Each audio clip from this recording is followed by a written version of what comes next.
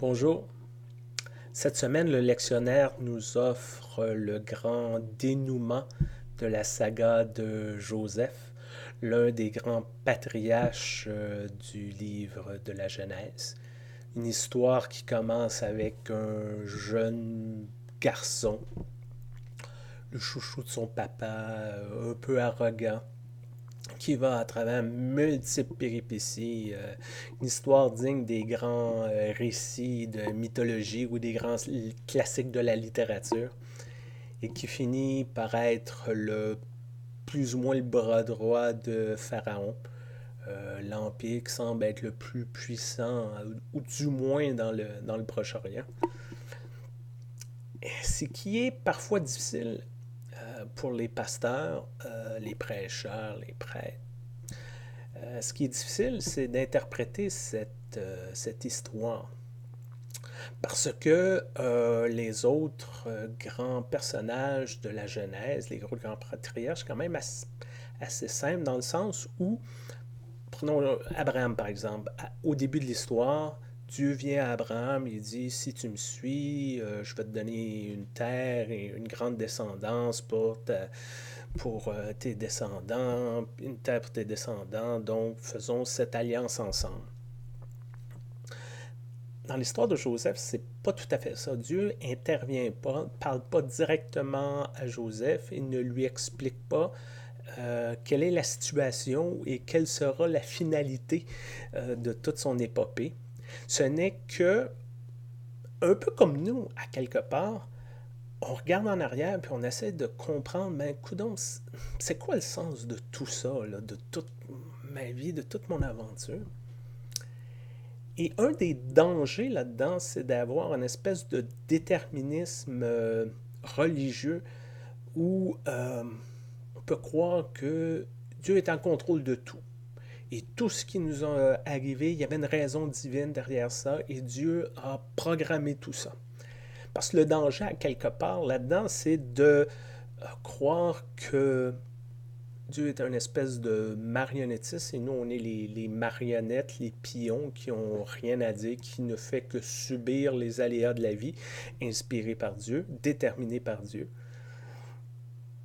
et qui pourrait être problématique, surtout dans les temps de difficulté, quand tout va bien, puis qu'on gagne les millions, puis qu'on dit Ah, Dieu voulait que je gagne les millions.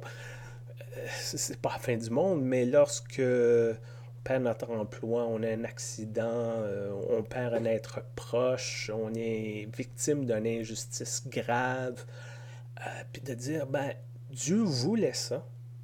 Dieu voulait me donner une leçon à travers l'handicap de mon fils, comme j'ai déjà entendu une fois malheureusement.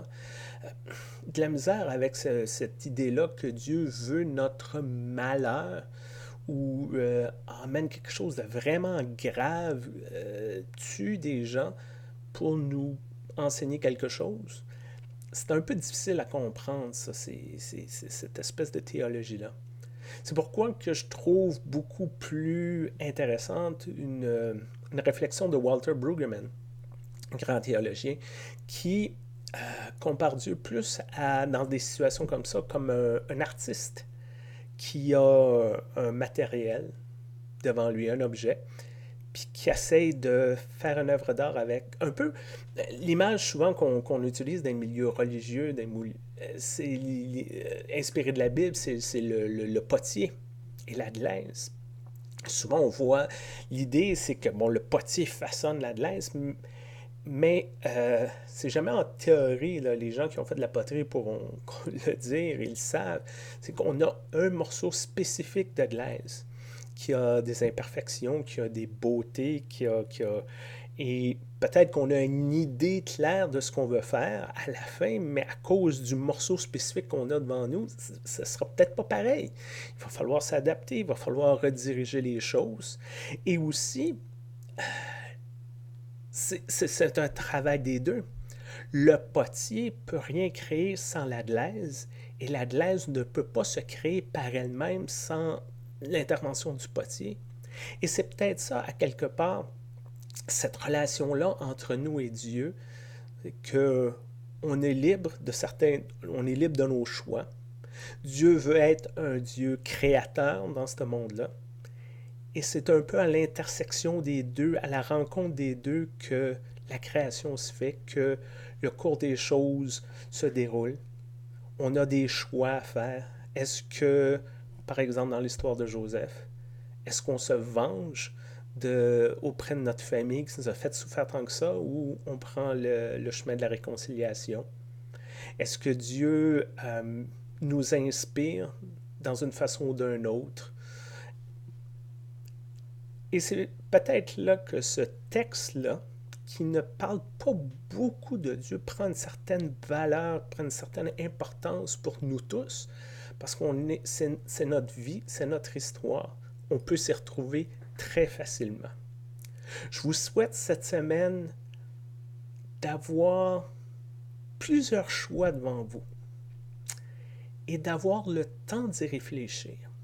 D'avoir le temps de dire, ben, si je prends cette route-là, c'est peut-être ça qui va arriver. Si je prends l'autre route, c'est peut-être ça qui va arriver. Qu'est-ce que ma foi, ma spiritualité, mon bagage religieux m'inspire là-dedans? Où je me sens inspiré à aller? Qu'est-ce que je pourrais faire de bien avec tout ça?